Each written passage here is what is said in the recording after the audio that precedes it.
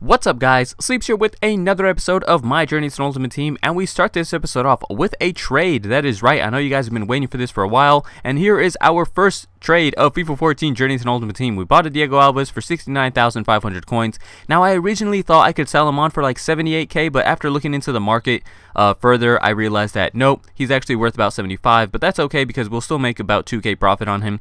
It's so difficult to trade, you know, it's difficult to get the card in the first place, but then it's even more difficult to find the cheapest buy now because the market's so broken. You don't even, you don't have a good feel for what he actually is selling for, so it is a bit tricky, but we won't make a loss on him. We will make about 2k, like I said, if he does sell on for that 75k buy now. Anyhow, we searched for our first match with the hybrid squad after we put a couple of contracts on the Serie A, and this guy had a sweaty Serie A squad with Ibarbo and Muriel up top. I don't think you can get a sweatier strike partnership than that, but we do take the lead. Mandzukic with a header from across from Perisic to, see us go up 1-0, and then this is a great goal from him. Kandreva out wide does some good work to get inside, good work to hold that up. Ibarbo makes a great near post run, and Ibarbo finishes very nicely to level this one at ones, but he makes a mistake. A poor clearance falls to Luis Gustavo, who heads it onto the open Remy, and that was a cool composed finish to make sure we take the lead back in this one. So now we're up 2-1, and then we do go up 3-1, a chip through the ball to find Diego here, and now I'm almost positive Ogbonna could have closed down Diego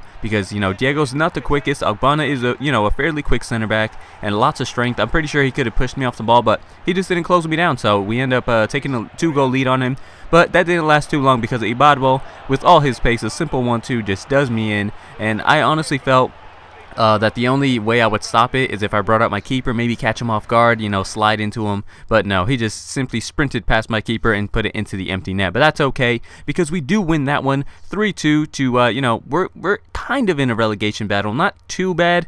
We do have to win 1 out of our next 3 matches, so I guess there's a little bit of pressure on us. So we are looking to get a win in this next match after we put a couple of contracts on those guys, and we search for our first match with the Serie A side. Serie A side is looking good, and this guy had a beastly team, and a lot of you guys were saying in the past 2 episodes, where's Neymar? Well, there he is, and it was only a matter of time before we were going to run into him. I mean, we run into him such a ridiculous amount of times, but this guy had an extremely nice hybrid with Ibra in there, Cavani, of course Neymar, Balotelli up top, so a very strong looking hybrid. And this was a game where it just felt like nothing went my way. And I want you guys, I kind of made some of these clips are a little bit lengthy because it just shows how much shenanigans was going on in this game. Like, I felt like I was defending and then he would just get the ball, or a deflection, it would just fall to him, or right there, like I steal the ball off him. Ibra with this ridiculous last minute cross to see that one go in.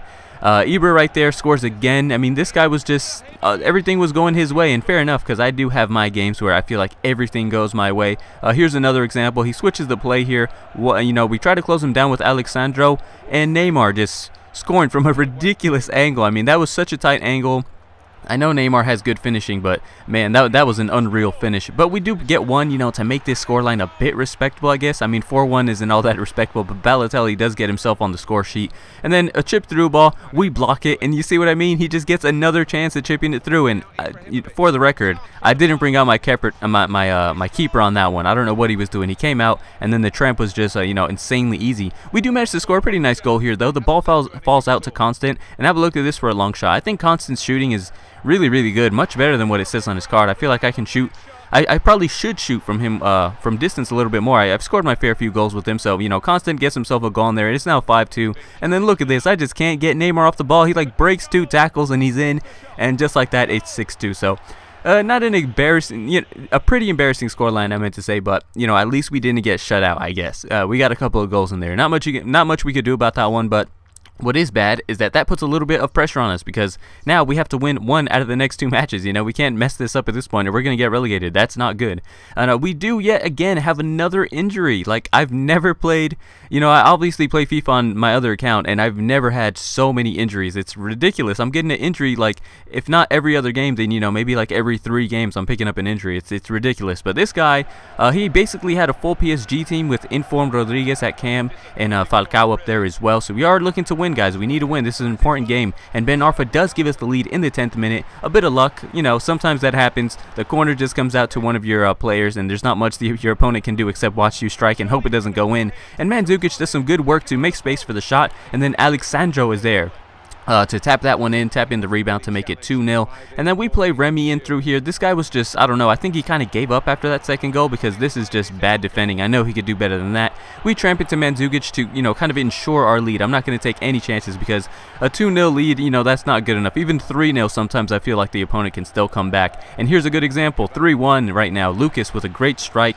But it's okay, guys. We get a free kick here. We cross this into Diego, and I don't know how Diego's winning a header in a situation like this, but I'm sure as hell glad he did because he puts us up 4-1, and at that point, the game was pretty much over. This guy had no chance of coming back, and we do take the victory. And he did have a fair amount of shots, though, as you see, Helton, man of the match. So, you know, he was a good opponent. You know, maybe we got a bit lucky here or there, but I'm happy because we do hold our spot in Division 1, and we do get 10K to, you know, to advance within this one. So that is going to be it for this episode, guys. Diego Alves still hasn't sold. I'll show him selling in the next episode, hopefully, if he does sell. And, you know, that's going to be it. So if you enjoyed this episode, guys, leave a like, leave a comment, and subscribe if you haven't already. And I'll catch you guys next time. Thanks for watching.